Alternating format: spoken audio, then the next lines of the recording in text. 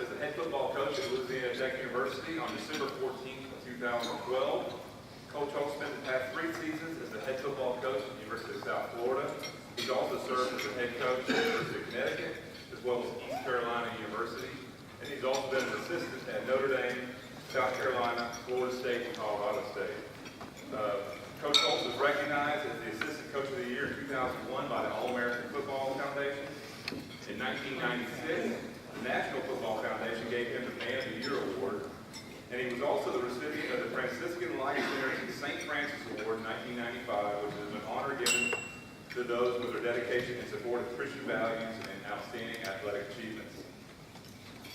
Over the years, Coach Holtz has volunteered his time for a number of different charities, including Camp Quran, which assists underprivileged children, and the American Diabetes Association.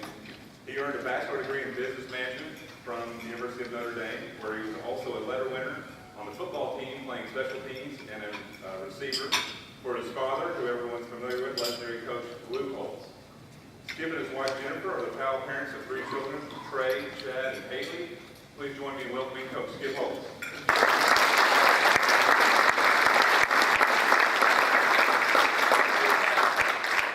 How's everybody doing today? Good. Great, good. I like the energy. I like it. We have some Louisiana Tech fans that are here today. We have some LSU fans that are here today. We have some Ole Miss fans. I'll use small words so y'all can follow along.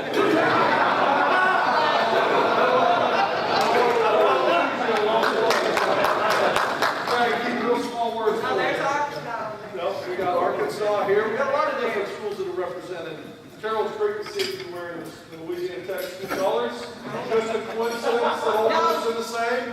Well, I happen to have a lot in my wardrobe, but I'm more here on it. That's a good thing. I appreciate everybody having me here today. It's great to be here. You know, it's only an hour drive, and to get in the car, I was in the office most of the morning, and to get in the car and drive over here to be here. It's great to be here today and have the opportunity to visit with you and kind of stand on my soapbox a little bit and talk about Louisiana Tech and where we've been and what we've been trying to do and kind of where we're going, a little bit about Skip Holtz as the new football coach here. So one of the first things that you have to do when you come in to a new job is get everybody on the same page. First, you have to go out and you have to hire a staff of about 15 different people. And you can look at resumes and success and what they've done on the field, but you got to find a way to build a team, to build the chemistry to come together.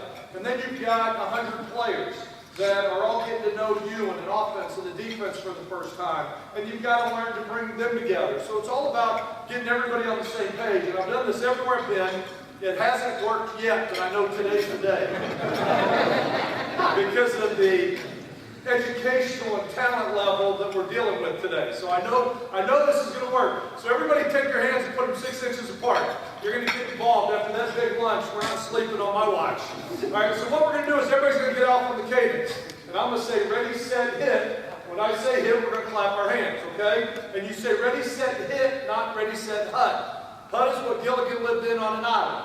Okay, hit is what we're about to do to our opponent. All right, so here we go. Let's do this on the same page. One clap. Here we go. Ready, set, hit. There you go. All one clap. Nobody can be delayed early. Here we go. Ready, set, hit. There you go. Good. Good. My next trick. Now we're going to go on 2. Get those hands back out. Now we're going to go on 2. Okay. Here we go. Ready, set, hit. Okay? That's bad coaching. Okay? That's the coach's fault. Okay? 2 means the second hit. Okay? Ready, set, hit, hit. All right, here we go. Last time with this. Here we go. Ready, set, hit. There's an Ole Miss fan. There's one in every crowd. Hit.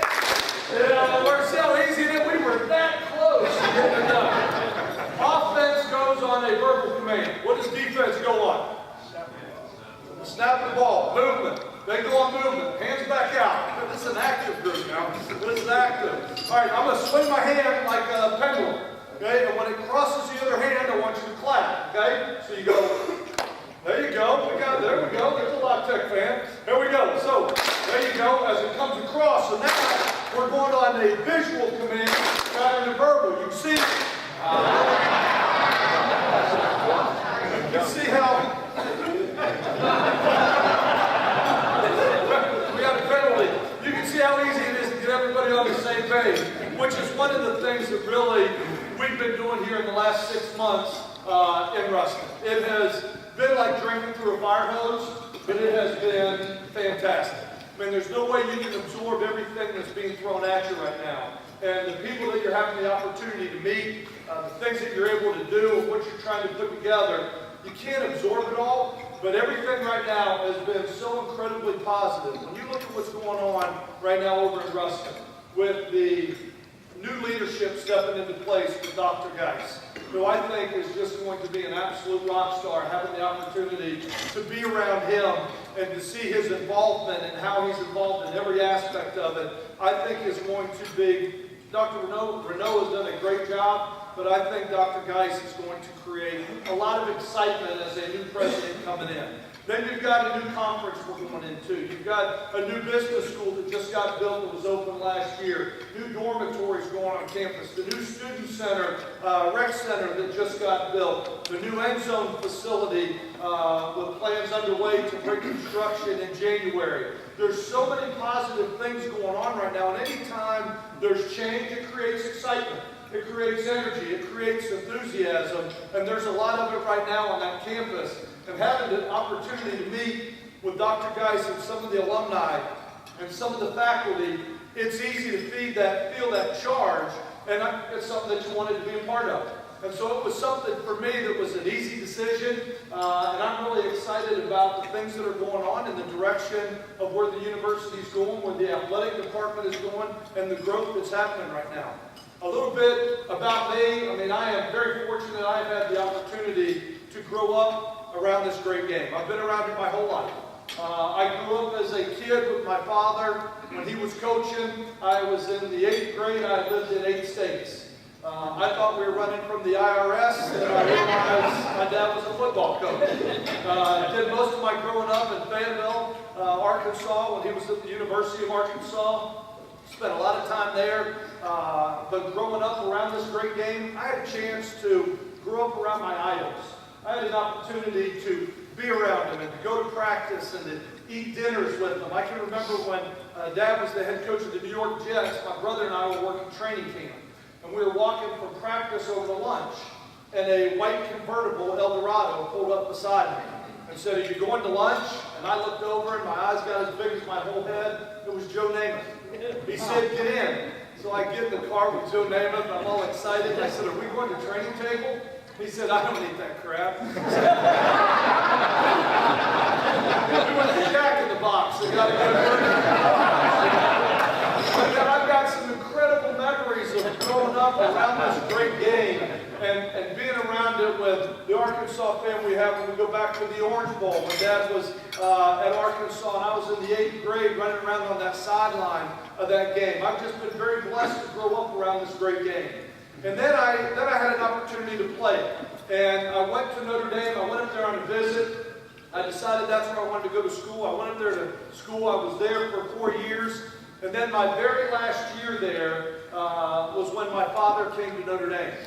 So for me, it was one of the greatest treats and blessings I've ever had in my life, was having the opportunity to play football for my father.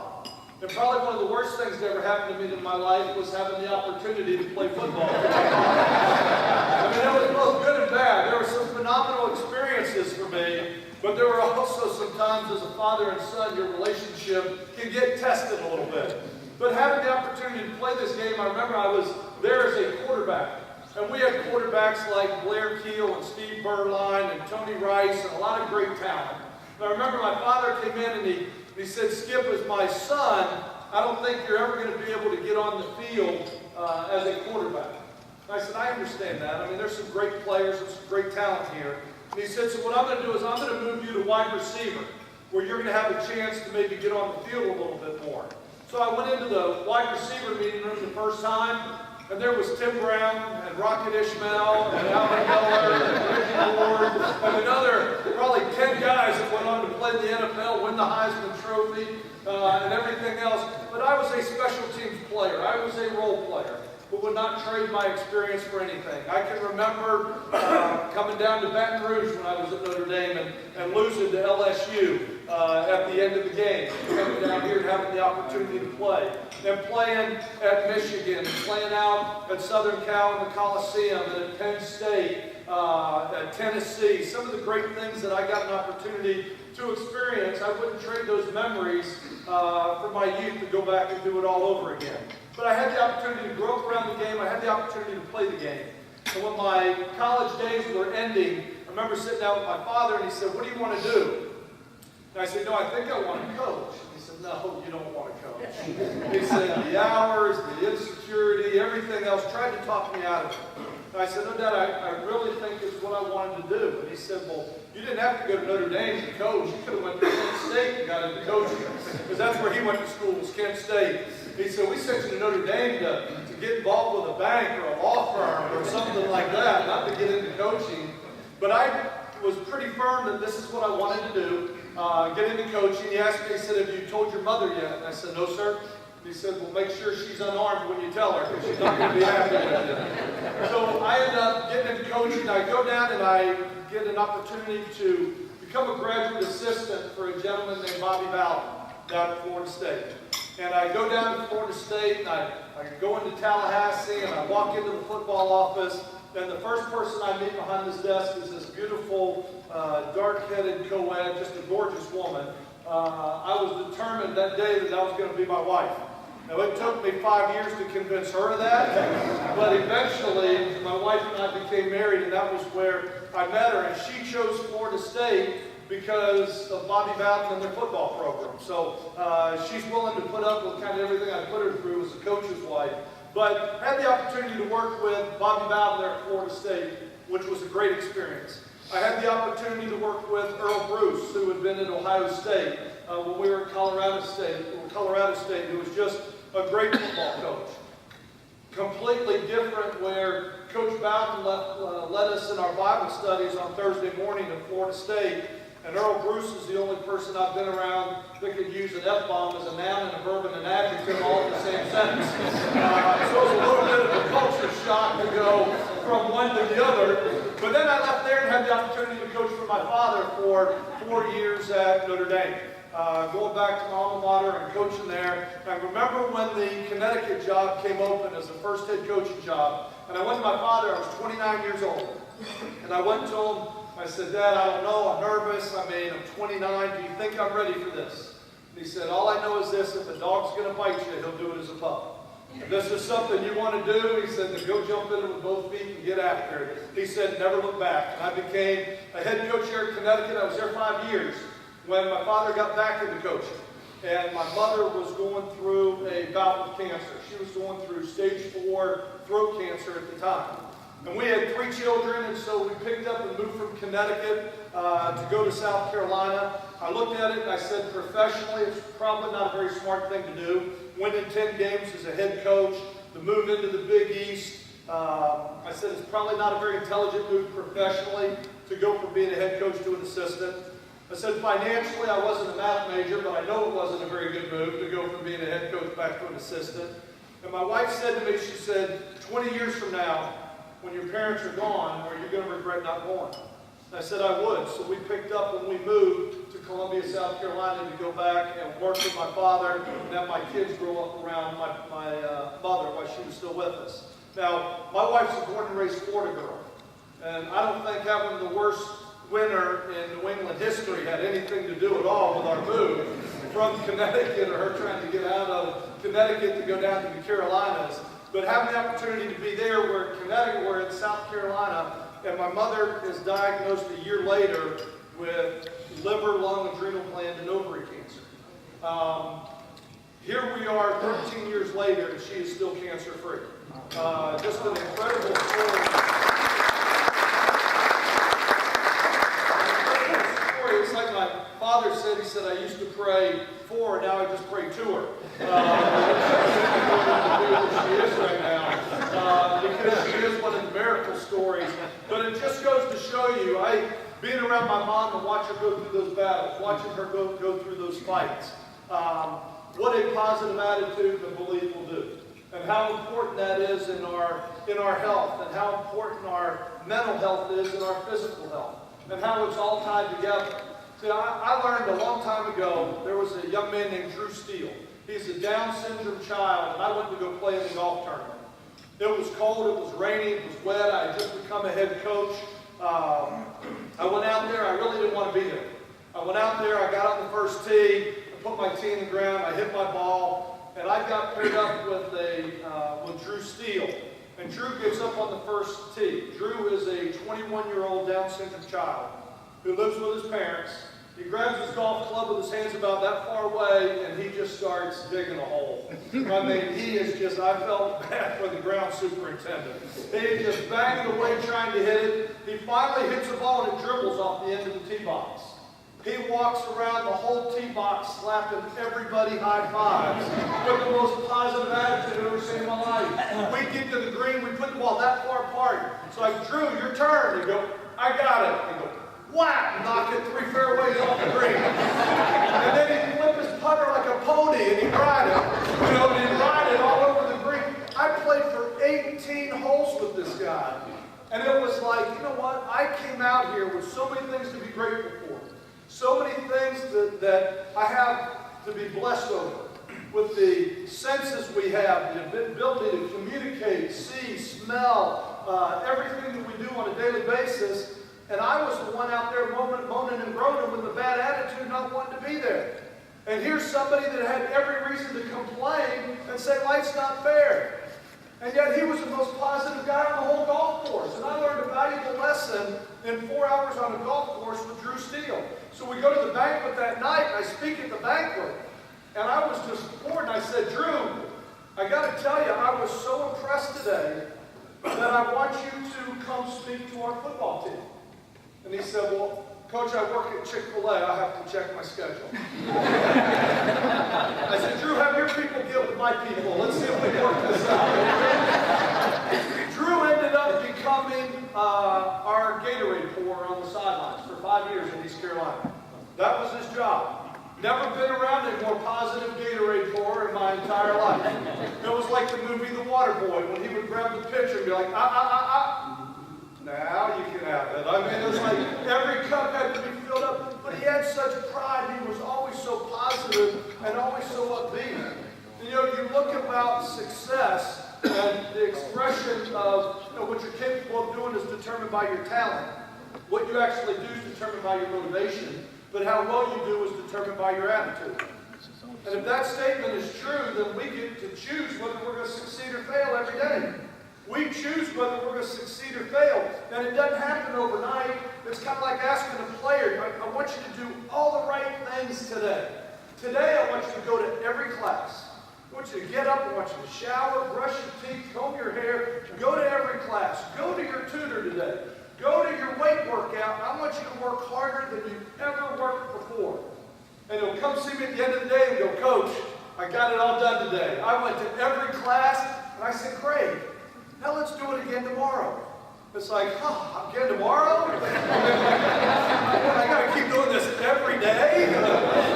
I mean, but that's where we develop success. Everybody in our age of instant gratification and drive-through services and now, you call somebody on a cell phone today and they don't answer it, you're going, well, don't they answer their phone?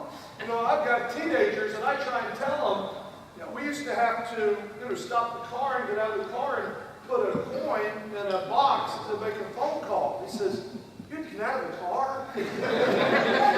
Just to make a phone call? Couldn't believe it. And we're in this day where we want it now, we want it now, we want it now. But success is about choosing an attitude and having passion for what we do on an everyday basis. And I think there's 3 main things that we're trying to do right now in building our attitude and our passion at Louisiana Tech. With all the success they've had, with the past couple successes of Coach Doolin and Coach Dykes and what they've done and the way that they've built it, with the success that last year's team had with so many individuals, with a lot of the talent that's coming back. We lost a lot. I mean, when you start talking about 31 seniors, there was a lot of players to leave. And I know one thing that we have set as a goal this year that there's no doubt in my mind we'll accomplish And that's selling more programs than we ever have in school history. Because we're going to have a lot of new faces around there on the field. People will want to know who's playing. But what we've got to do with the young team right now, it's not just about talent. It's not just about rolling the ball out. The talent's in place. Now the question is what we're going to do with it. What kind of attitude are we going to have? What kind of team are we going to build? What kind of passion are we going to have? How are we going to play the game? What are the important things to us? And I think there's three main things you've got to overcome to maintain a positive attitude. I'm watching the clock. I just want you to know I'm watching it. I think there's three main things that you have to do to maintain that attitude. The first thing you have to do is you have to be able to overcome adversity. Every football team has had adversity. Every person that's ever had success has had adversity. And adversity is going to do two things: to a family, to a team, to an organization, to a company, to a relationship. Adversity is either going to splinter you apart or it's going to pull you closer together. It's either going to make you stronger through adversity or it's going to tear your company apart. It's going to tear your team apart. There are problems in losing, but there are problems in winning too. All of a sudden you start winning and the receiver goes, well, how come the running back gets all the credit? How come I don't get enough touches? How come he got the ESPN interview and not me? I mean, you have problems and adversity in whatever you're doing as a company, and it's not the ones that are successful are the ones that don't have adversity. It's not the people that are smiling that don't have problems. Those are just the ones that are handling. People that can smile are the ones that can handle the problems they have. The companies that are successful are the ones that can build and grow through adversity. And we're going to have adversity as a football team. I don't know what it's going to be, but we're going to have some issues this year. Maybe it'll be a loss. Maybe it'll be a key injury. Maybe we'll lose a player to academics. I don't know what our issues are going to be. Maybe we won't start fast out of the gates. Maybe when we go to NC State, we won't win the game. I remember when we started the season at Notre Dame, everybody kept talking about, wow, this when I was in South Florida, and everybody's like, what a challenge. I mean, the whole year is riding on this. It's like it's one game. You know what? If we win, I'm more concerned with how we handle the win than I am, if we lose, how we're going to handle the loss. Because that event is not going to be final. How we respond to it is going to be what's going to be critical. And we went on to win the game, one of the biggest wins in South Florida's history. And then we went on to continually kind of start to fall apart as a lot of the adversity hit with different guys that wanted the credit. Guys started becoming more selfish. Guys quit looking at team goals and started looking at individual goals. But I think the way to handle adversity, surround yourself around people that care. Surround yourself around the people that care about what happens to your family, to your company, to your organization, to your football team. So when adversity hits, that you can overcome it. The second thing you have to do is you have to have a sense of purpose. You have to have goals. And we've sat down and we've set lofty goals.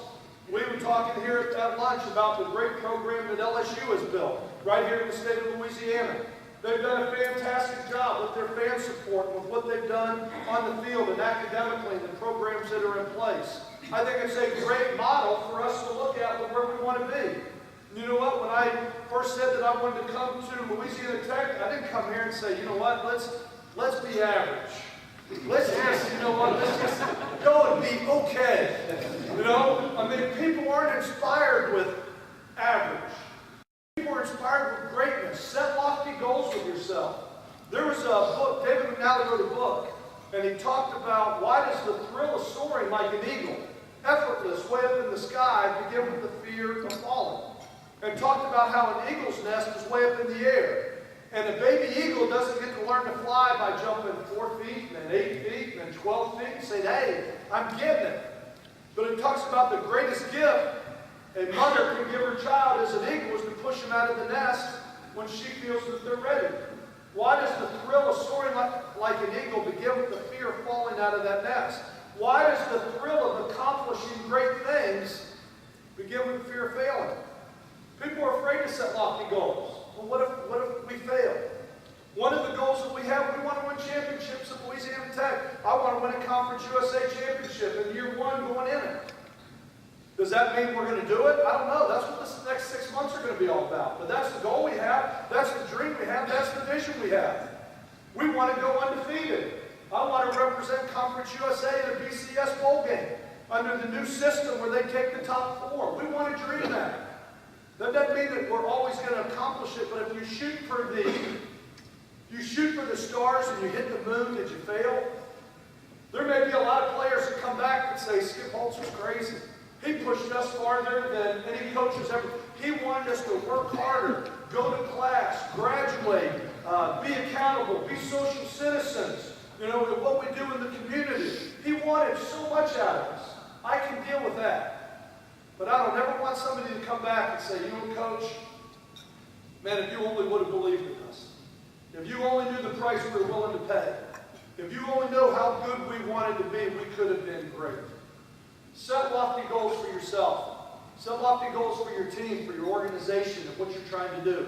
Because that's what motivates you to get out of bed in the morning. That's what excites you to go do it. Not to go be average, but to accomplish something great. You've got to have passion for it.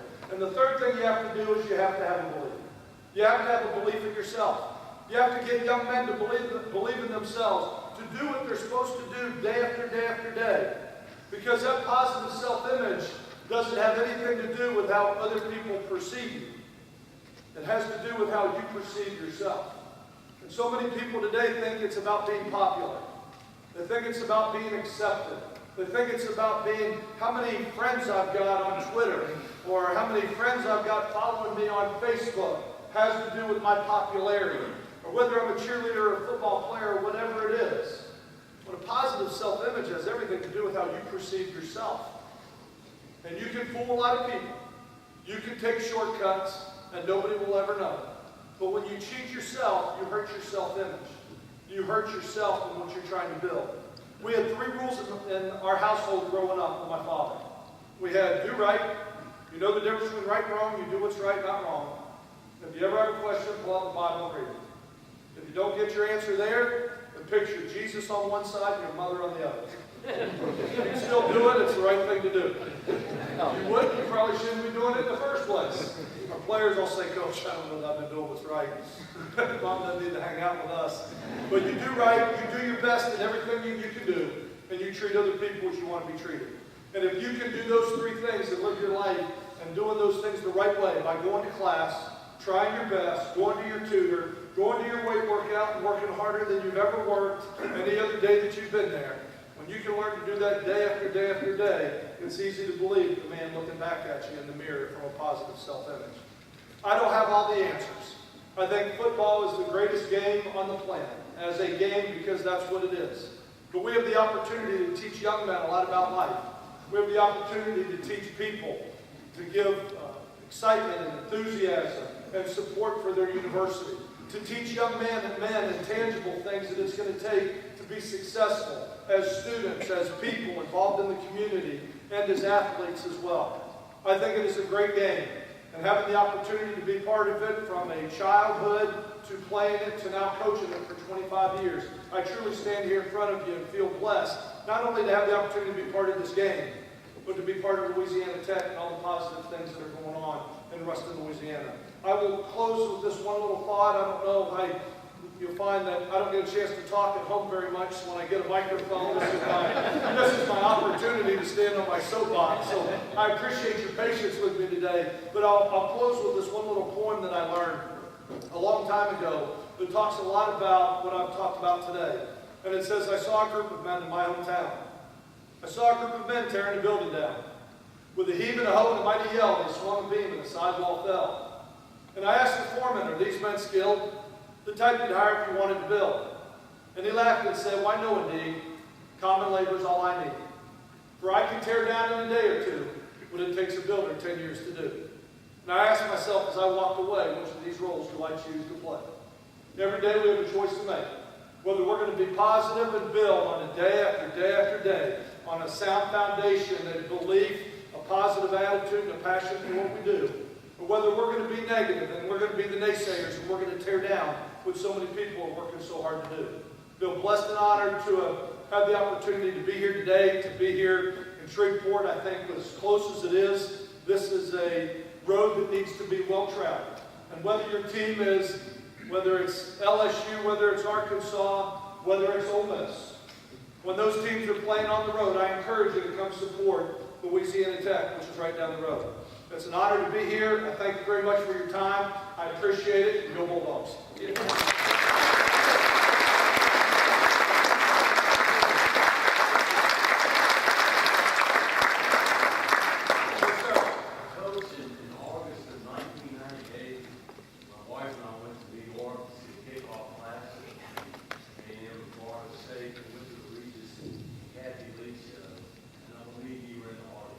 I was there with my wife. Yes, I was.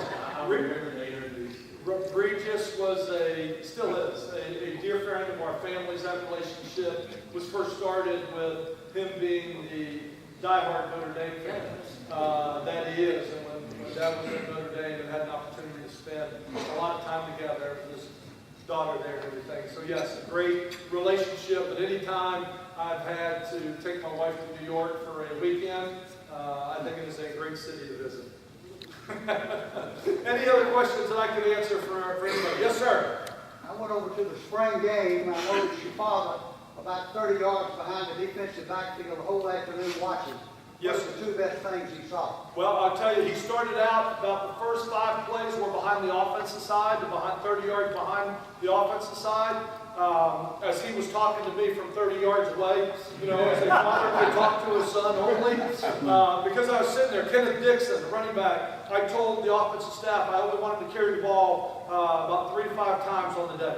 And I know what he can do. I've got 1,400 yards of film last year. I'm watching it.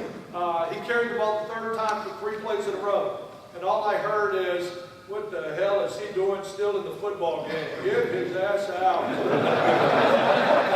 Yes, sir, I'm on it. Hey, get out of there. Coaching decision, I just made. And then he came up to me after that first series and he said, I think you're going to be fine on offense. He said, I need to go take a look at the other side of the ball. So he went over to the other side. I gave him a sheet of paper. I said, I want you to stand back. I want you to watch. I want you to write down anything you see. I said, give me the view from 30,000 feet. Second half, he went up to the press box. I said, give me the view from 30,000 feet. We went out. He was really impressed with the attitude that the team played with. The energy they played with. They loved the game. Exciting energy, the way they interacted amongst each other. The thing he talked about from a negative standpoint, he's just unsure right now where we are as a defense. You know, hard to tell when you're going against each other because every play you compete in the spring is a coach going to go, yes, listen, our offense has a chance to be pretty good. That was our defense like that, you know. And every sack, you go, that way to get him, IK. Ooh, that was our offensive tackle. They just gave that sack up. So it's really hard to get a good evaluation on where you were, but he was very positive about what he saw. He'll be back. We'll be getting back here. I know he'll be here. We played Tulane on Thursday night. And with him not going up and doing the ESPN studios until the weekend now, he'll be here. He'll be here for that one for sure. Any other questions? Anybody I can answer for anybody? See, when you talk long enough, everybody goes, put your hand down. He'll be up there forever. He'll be up there forever. Again, I just want to thank everybody for giving me the opportunity to be here today. I appreciate it. We look forward to seeing you this fall. Thank you.